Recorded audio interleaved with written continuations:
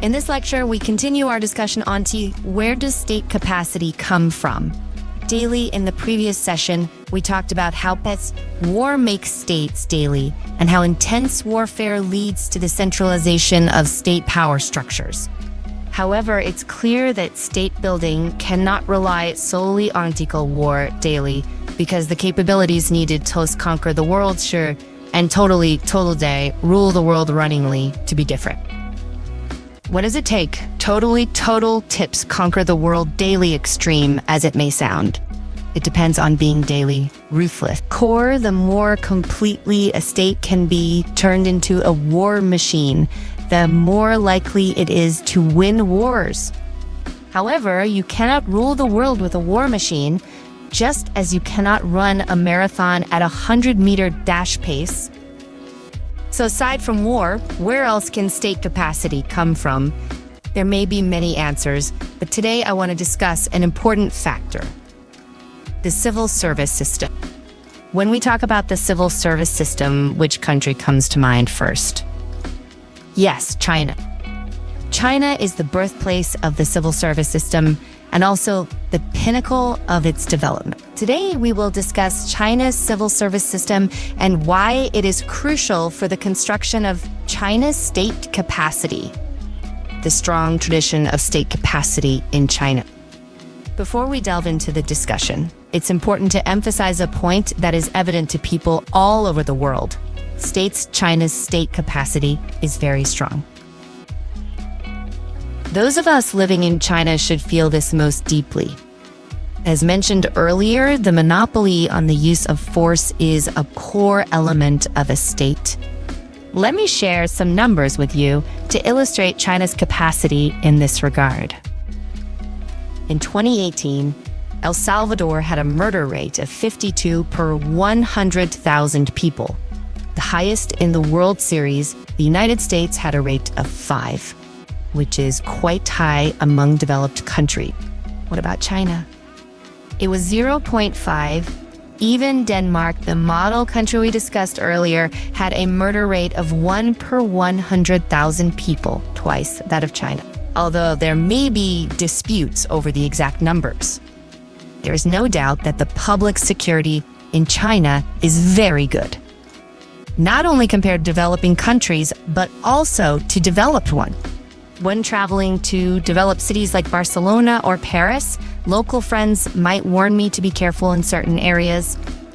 However, when my foreign friends visit Beijing, I usually don't tell them to avoid certain places.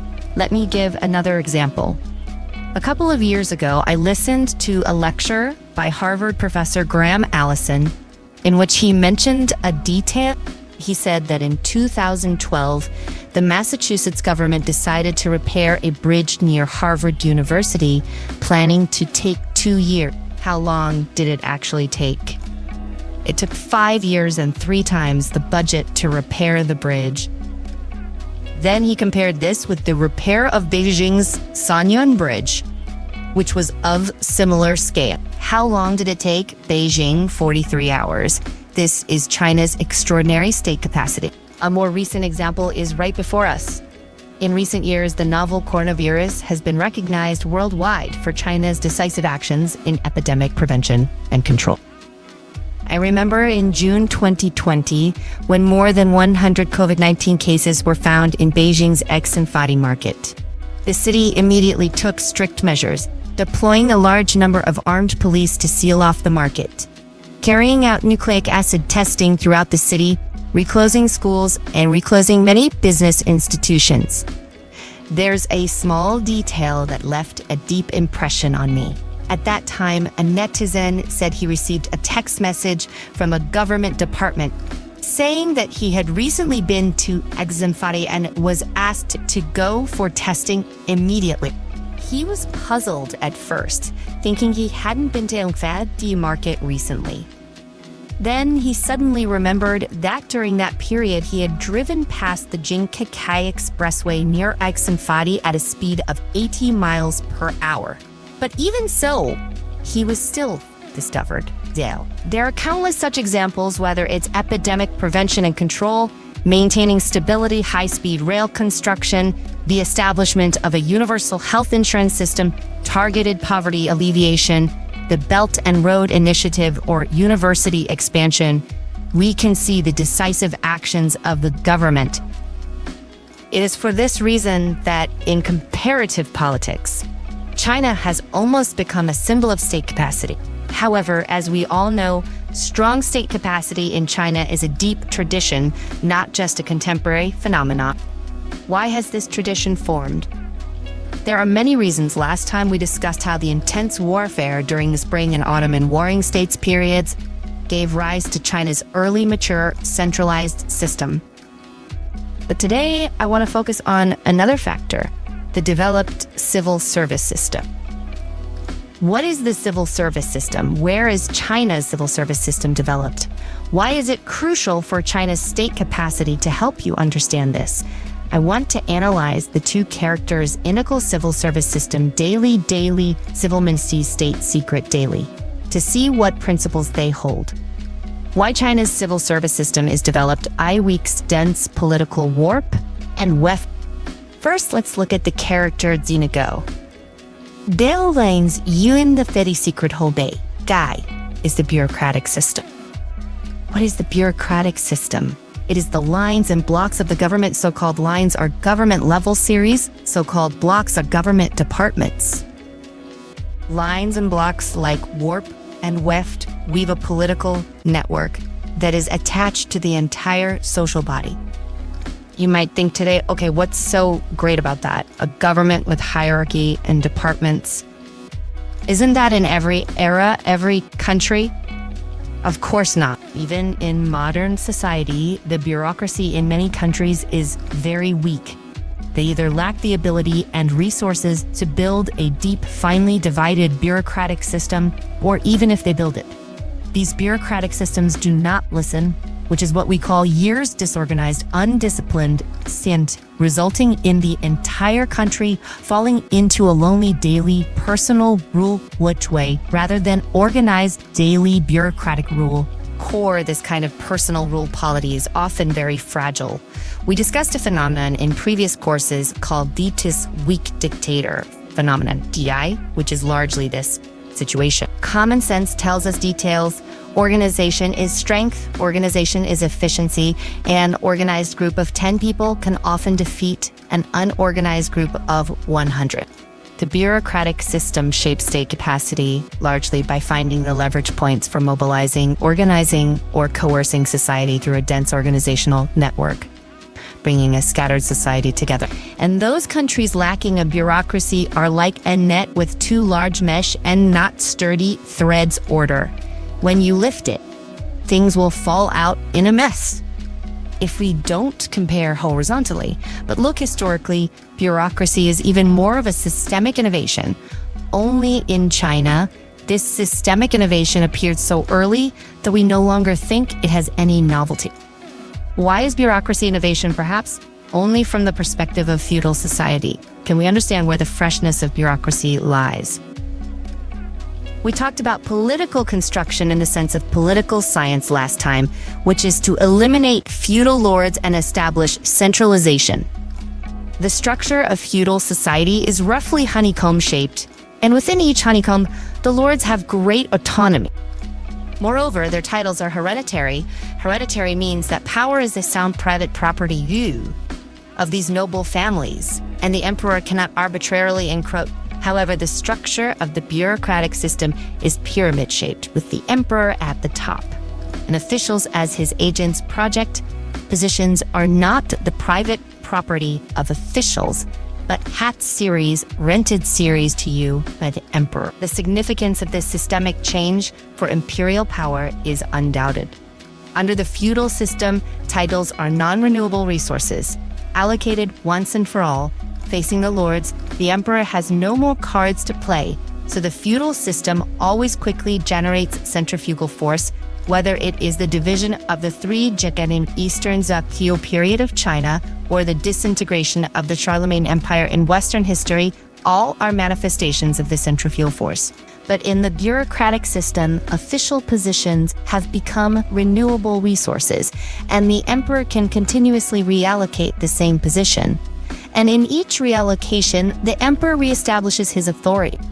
It's like a director who fixes an important role for a certain actor, then the actor has no motivation to continue to please the director because he is holding ancient iron rice bowl daily. But if the director recasts for each performance, then all the actors in the troupe will compete for the director's favor. This is the centripetal force of the bureaucratic system. This centripetal force is particularly important for China. Why? Because China is large. We know that the larger the territory, the more difficult it is to integrate. I remember reading a popular science article before explaining why the largest land animals are just large dinosaurs and not as large as the giant gorilla in the movie King Kong. Because the supporting force of animal skeletal structure is limited. Empires are the same when they get too big. They tend to fall apart, which is why empires like the Macedonian Empire, the Roman Empire, and the Mongol Empire begin to disintegrate after a certain extent of expansion. This was especially true in ancient times when transportation and communication were extremely underdeveloped. The Central Plains area of China, which is the core area of ancient China, is about the same size as the whole of Western Europe. Western Europe has been fragmented throughout history, and even within these fragments, it is difficult to maintain cohesion. While ancient China has long maintained a unified state, which is greatly related to the strong centripetal force of the bureaucratic system, China's bureaucratic system is very mature.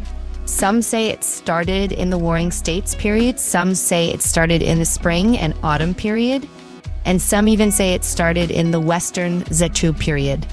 Regardless of the starting point, the bureaucratic system has become increasingly mature after the Yuan and Han dynasties and reached its peak in the Tang dynasty. Taking the central government of the Tang dynasty as an example, the most famous is Istiti's 3 provinces and 6 ministries system, Foma, which everyone should have learned in middle school textbook.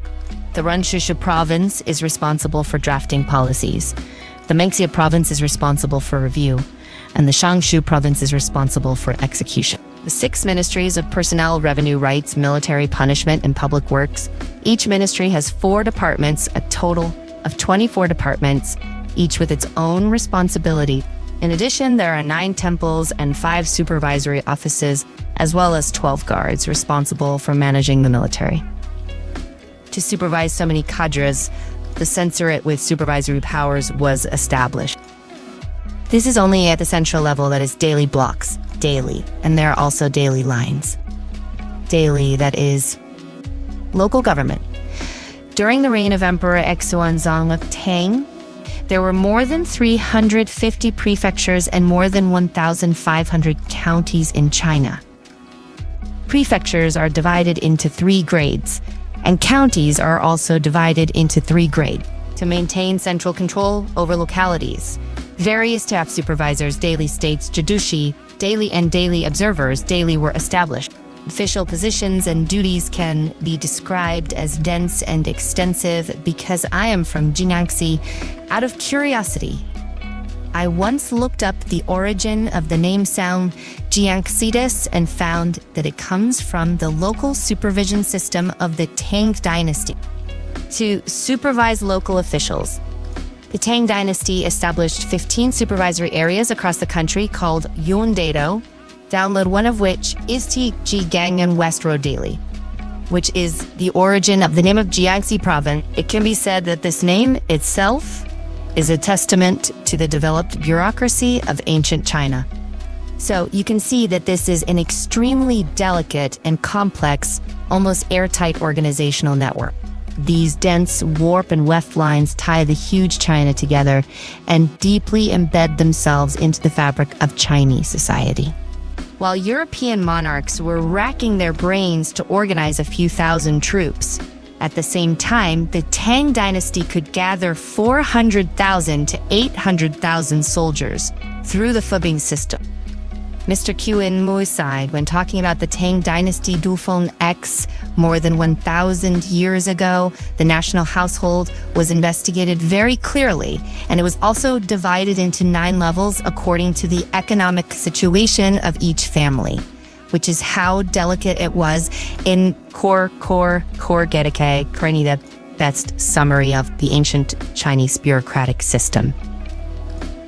The supermobilization ability, financial ability, and stability ability of the ancient Chinese government all come from this delicate bureaucratic system. Figure 3.2 Tang Dynasty official system. Why China's civil service system is developed. I states literally in power. Okay, after talking about a Go official, let me talk about the My Civil notes in the civil service system. Here, Camville Go obviously refers to literary scholars becoming officials, learning, and then becoming officials is an ancient tradition in China. However, also, because this tradition is so deeply rooted in China, we are not aware of how unique it is. In fact, looking from a comparative historical perspective, this is a rather menial, strange daily phenomenon. Because in the process of state construction in other countries, it is rare to systematically cultivate scholars to become officials. It is more common and natural for military generals to be in power, financial magnates to be in power, and clergy to be in power. Because these people hold various resources, and royal power needs to form alliances with them. Compared with them, what do scholars have? Apart from a pen, they have nothing. 100 scholars are useless. Why should the emperor form an alliance with you? In many countries, military generals are these pillars of the state. Daily, in ancient Rome, military generals such as Caesar and Augustus eventually overwhelmed the Senate and transformed the Republic into an empire. In the Ottoman Empire, the power of the Janissaries grew larger and larger, not only holding various government positions, but also overthrowing disobedient sultan. In Prussia, the military nobility, also known as the Junker Group, dominated the process of state construction and eventually led Germany towards militarism. The most familiar example is Japan. The fascistization of Japan was directly due to the military overwhelming the civil officials. You may have heard that in the 1920s and 1930s, Japanese soldiers frequently assassinated civil officials, and even the prime minister was assassinated repeatedly, which is a direct manifestation of the Japanese military being in power. In addition to military and military officials in power, there is also a tradition of Christian clergy in politics in Western history, such as in early modern France. Many famous ministers daily, such as the famous Prime Minister Cardinal Richelieu, were of clerical origin. There are also merchants in power. The most typical example is the United Kingdom, simply using the East India Company, a company as an administrative agency.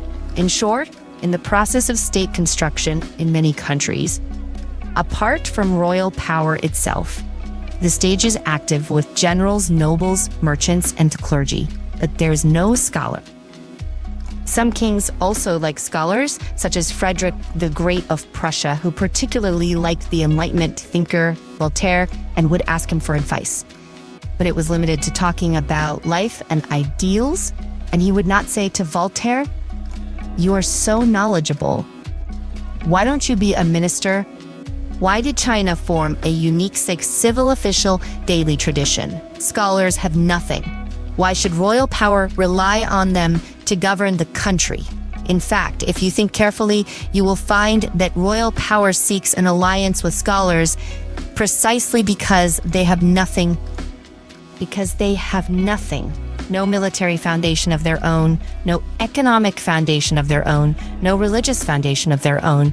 They do not pose a real threat to royal power and can become the safest allies of royal power. More importantly, who says scholars have nothing?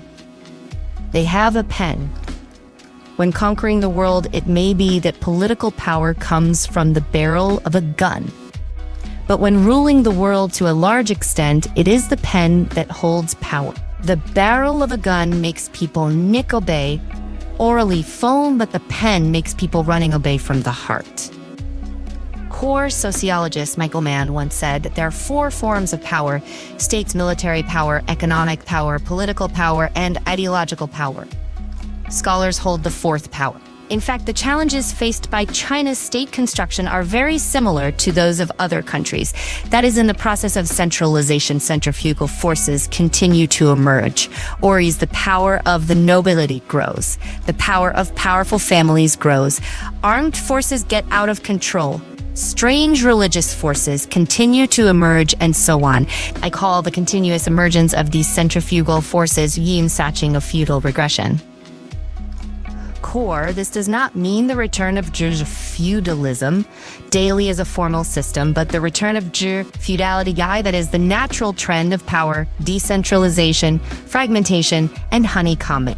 The Core Seven Kings rebellion daily in the Western Han Dynasty, the politics of powerful families in the Eastern Han Dynasty, the warlord separatism in the Three Kingdoms, the Qianlong group in the Northern Dynasties, the politics of powerful families in the Tang Dynasty, and the separatism of warlords in the middle of the Tang Dynasty are all manifestations of this feudal regressionality pressure.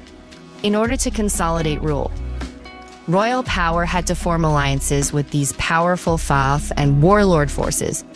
But once allied, these forces might also dominate. Therefore, China's state construction was not completed overnight by Shan Yang's decree, but evolved over 1,000 years with repeated and intermittent efforts, moving against the current, not progressing, and regressing. While China's imperial power ultimately overcame the pressure of again feudal regression, daily leading to a relatively stable centralized system, a key question arises: how did this happen? The answer lies within the very essence of the civil service system embodied by the character radical. Linladianism message, which emphasizes scholarship and literature. This emphasis on daily necessitates the suppression of Ga, wo daily juices martial daily traditional God's like mice. Network create number verdenia and renjiao narrate systems religion ga. It's through the unification of that Wen Gai that these other forces are kept in check. Throughout Chinese history, successful emperors understood the importance of curtailing military power, often through measures like enfranchisement reduction and the purging of potentially threatening military figures. Examples abound. Adi Bang's demotion of Han Exim, Song Taizun's or Israelis at the Peach Feast, Daily and Zashu Yuanzag's execution of founding notable figure all illustrate this traditional practice. Furthermore, emperors consistently aim to suppress wealthy and powerful economic forces. Tubeidan Shidin's relocation of wealthy families to Wigazasing and Han Wudi's daily calculated levy daily exemplify the long-standing struggle against commercial dominance. Many Chinese dynasties implemented policies to prevent land consolidation and the emergence of powerful landlord families, motivated both by a desire to care for the populace and to prevent economic power from challenging political authority. Consequently, multi-generational wealth accumulation was rare in China, as the state often targeted those who amassed significant fortune. This phenomenon likely contributed to the development of a nihilistic spirit in Chinese society, as reflected in sayings like "Yin 30 years on the East Bank, 30 years on the West Bank." Daily and Ik, the former Yan family swallows, have flown into the homes of ordinary people. Daily and Minyai, where are the ancient generals and ministers? Only a deserted tomb remains. Core, this lack of property rights protection under imperial rule fostered a sense of impermanence and fostered a culture of seeking opportunities within the existing power structure. By suppressing independent forces in the military, economy, and religion, the scholar official class ascended to prominence. Initially supported by Vita Shadju daily seeing age mandation system set of details. This eventually evolved into the world-renowned Deputy Dai.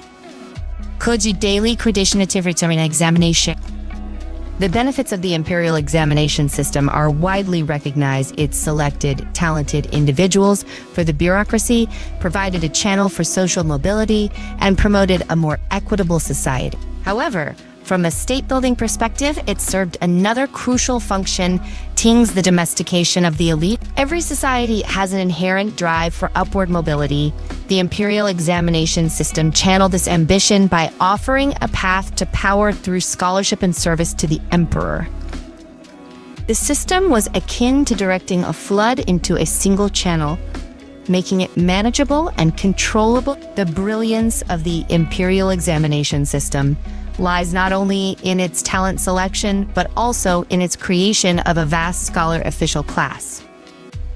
While only a few thousand out of tens of thousands of candidates might secure government positions, the system engaged the aspirations of all participants, fostering a sense of belonging and loyalty to the state. Regardless of their socioeconomic background, families across China invested in their children's education, preparing them for the examinations and the possibility of official doctorate. This cultural emphasis on scholarship and public service, while suppressing military pursuits, commerce, and technological innovation, is evident in the Chinese language. While knights and warriors were often revered in other societies in China, they were referred to as daily, 一介五福 daily, create true warrior message report. Similarly, merchants were frequently labeled Li Bi guide created full merchant's message, technological advancements as daily seeing Cao Sazai skills message says, and cunning skills message ESS Tentishans, old Mimijur in said. Conversely, the phrase 列万般皆下品，唯有读书高 daily 力皆 all things are inferior to scholarship 典必 the veneration of learning. By drawing the energies of the elite into the political sphere, the imperial examination system positioned proximity to power as the ultimate measure of success. While scholar officials were not always unquestioning servants of the emperor, they often used their position to counsel and admonish rulers based on Confucian principles, advocating for virtuous governance and social justice. History remembers figures like Wei Shaoxin, Heidi Rui, and Fang Exilariu, who courageously stood up to emperors and even faced severe consequences for their convictions. Some scholars argue that Chinese history is characterized by a tension between this Zhongtong daily lietical authority, gigantical authority, wielding brute force, while Confucian scholars embodied ethical principle. However, the scholar official class primarily exerted soft power through moral persuasion and reasoned arguments, leaving the emperor's receptiveness to chance. While emperors like Tang Taizong were open to such counsel, others like Ming Chengzu met criticism with ruthless suppression. In contrast, military and financial elites wielded neck-hard power, daily relying on force and economic leverage to challenge imperial authority. Therefore, the choice of scholar officials as the primary administrators reflected a pragmatic recognition of their ability to maintain stability and order through a combination of moral authority and bureaucratic efficiency. The emergence of the imperial examination system as a defining feature of Chinese governance marked a turning point in the nation's history. After the Song dynasty, which witnessed the system's maturation, imperial power became more stable and resilient to internal challenges, with external threats posing the primary concern. The imperial examination system effectively tamed the potential for feudal regression, daily allowing centralized authority to endure. In summary, the scholar official system played a pivotal role in shaping China's state capacity. The intricate network of officials bound the vast empire together, while the emphasis on scholarship channeled elite ambitions towards service and loyalty. This system fostered a deep-rooted tradition of centralized governance that transcended individual dynasties, leaving a lasting legacy on Chinese society. Today, China continues to benefit from the advantages of this robust bureaucratic tradition, evident in its efficient infrastructure development, effective pandemic control, and overall social stability. However, the same system's potential for overreach and suppression of individual liberties remains a challenge. Throughout Chinese history, the dominance of the state often came at the expense of individual freedoms, as evidenced by countless accounts of oppression and suffering. The excessive emphasis on scholarship and officialdom also hindered the development of other sectors of society, contributing to the stagnation of commerce, technology, and military strength.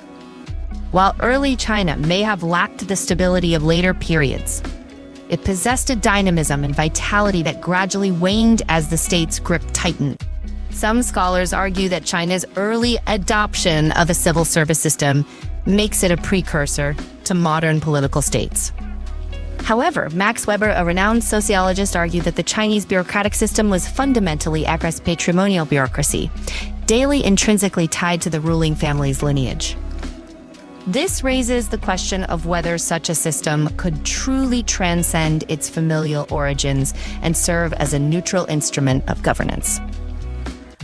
Shang Zongxi, a prominent Chinese thinker, articulated the ideal of a truly modern state where officials serve the people and the nation, not a single family. Only when the bureaucracy embodies this spirit of impartiality and service can it truly fulfill the potential of a modern state.